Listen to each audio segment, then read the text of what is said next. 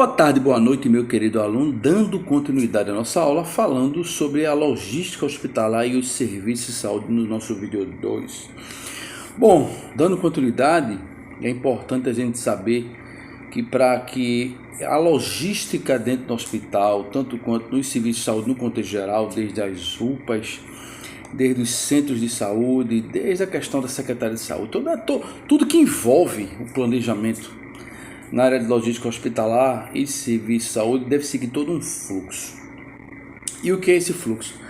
Simplesmente é a gestão dos processos que envolvem a logística para que ela consiga oferir aquilo que se espera por parte dos serviços para tentar resolver a situação de saúde do paciente, que é o que todo e qualquer hospital ou unidade de saúde espera para o paciente, tanto quanto o paciente espera a resolução do seu problema de saúde.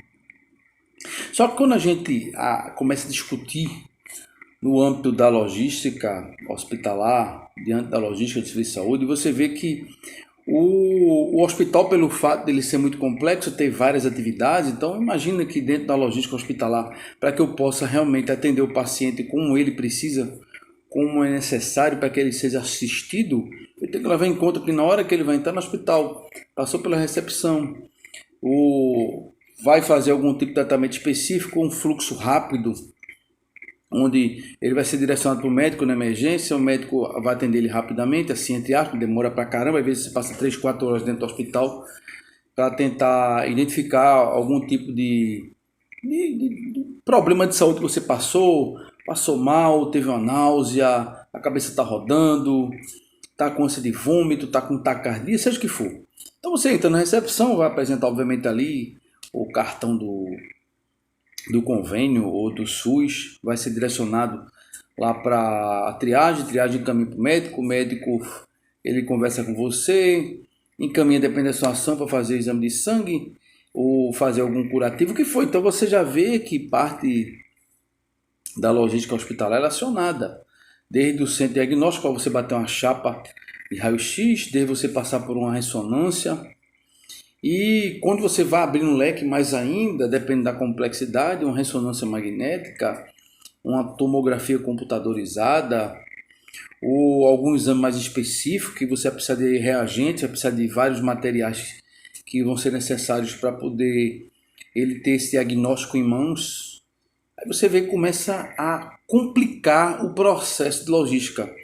Porque não é só você ter o reagente na mão, não é só você ter a vacina, o material descartável, não é só você ter o fármaco, o medicamento que vai ser utilizado. Não, envolve uma complexidade muito maior. Primeiro porque você vai ter que programar e ter uma ideia da demanda desses materiais para que você consiga comprar na quantidade necessária para que ele esteja disponível na hora necessária, na quantidade necessária para atender a demanda que o hospital precisa atender.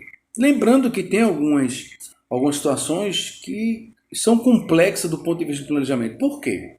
O planejamento hospitalar vai ver isso lá na frente.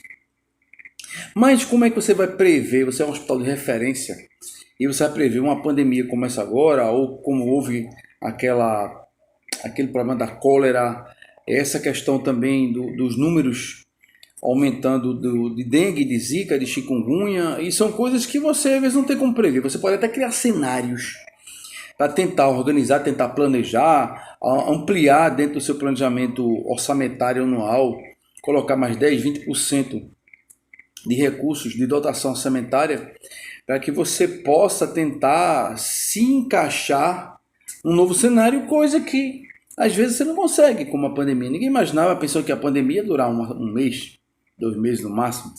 A gente vai entrar em 2 anos, já entrou praticamente em 2 anos. Agora que a gente está no mês de novembro, pronto. Praticamente 2 anos na pandemia, desde o primeiro caso que surgiu lá na China. E você nota que essa pandemia fez com que os hospitais, aí entra dentro do contexto da serviço de saúde e na área hospitalar, que houve uma demanda maior por produtos, por serviços inclusive, tanto quanto o consumo, pelo fato de ter aumentado, ele começou a criar um outro problema, que foi a geração de lixo, lixo hospitalar, que praticamente duplicou, quadruplicou. Isso aí, como a gente sabe que o tratamento desses resíduos é uma coisa complexa e cara, já tem casos não precisa ir muito longe, dá uma olhada lá no Google, você vai ver que o problema do lixo hospitalar hoje está muito mais pior. Piorou e muito consideravelmente quando antes da pandemia, que já tinha os problemas dele. Não precisa ir muito longe para ver que no que concerne a legislação ambiental quanto ao gerenciamento desses resíduos está sendo deixado a desejar e muito. A logística hospitalar e de serviços de saúde, ela vai identificar, a partir do momento da questão do fluxo, quando o paciente entra, que um hospital, para que ele funcione e possa oferir a saúde que o paciente precisa, você vai ter que ter lá a recepção do hospital, você vai ter que ter um setor de compras, um setor de almoxarifado, uma farmácia, um setor de transporte, um centro cirúrgico, você vai ter um centro de esterilização de materiais, um centro de diagnóstico, e aí almoxarifado, guarda de copos, nutrição, lavanderia. E uma das coisas principais nesse contexto chama-se controle de informação. Sistemas de informações gerenciais capazes de subsidiar essas informações a um processo que remeta a uma boa tomada de decisão, a um bom planejamento. A logística está relacionada ao planejamento. O que difere da logística hospitalar é o contexto de onde ela acontece. Quando a gente fala assim, o que é a logística? A logística ela é vista como uma junção de várias subatividades entre a parte de compras, a parte de gestão de materiais, armazenagem, estocagem, transporte. Dentro do hospital isso existe também. Só que vai mudar de acordo com o tipo de material que vai ser necessário essa gestão. Eu não tenho como gerir um medicamento do mesmo jeito que eu vou gerir um material de limpeza que está dentro do almoxarifado. Eu não vou poder gerir aquele material descartável da mesma maneira que eu vou gerir um reagente na área de saúde. E a gente sabe também que tem alguns tipos de medicamento, alguns tipos de vacina que não podem ser gerenciadas, não podem ser estocadas de qualquer maneira. Não precisa ir muito longe, eu volto de novo para a pandemia, vocês veem aí que boas vacinas, e boa parte das vacinas, elas carecem de uma temperatura muito baixa para manter a qualidade dessas vacinas, que não é muito diferente em algumas vacinas que são utilizadas em alguns hospitais. Tem vacina que tem que estar abaixo de 0. E se tiver algum tipo de oscilação da temperatura, pode comprometer a qualidade dela. Imagina que você chega no hospital, eu não entendo porque tem um grupo gerador em determinada área do hospital. Porque se faltar energia ali, naquele local, é necessário que esse grupo gerador ele entre e comece a fornecer energia para o hospital, para que as partes que vão envolver a saúde do paciente, que vão comprometer a saúde do paciente, elas não parem. Isso também envolve o setor de farmácia, porque essas vacinas, esses medicamentos, se faltar energia e houver essa variação de temperatura, também pode comprometer a qualidade desse tipo de medicamento, desse tipo de vacina, que às vezes o custo é muito alto. Tem vacinas caríssimas, não precisa ir muito longe também, passando recentemente agora no jornal falando do caso de uma vacina que eu não lembro agora qual tipo de doença, mas essa vacina custa mais de 2 milhões de reais.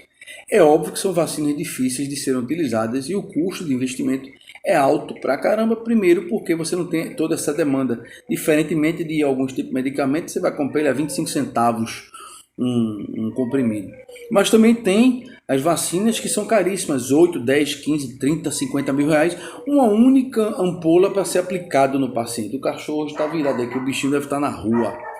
Bom, essa ideia inicial é para vocês entenderem o quanto é importante a questão da gestão da logística. Dentro do seu fluxo, ter o fluxo, desenhar esse fluxo.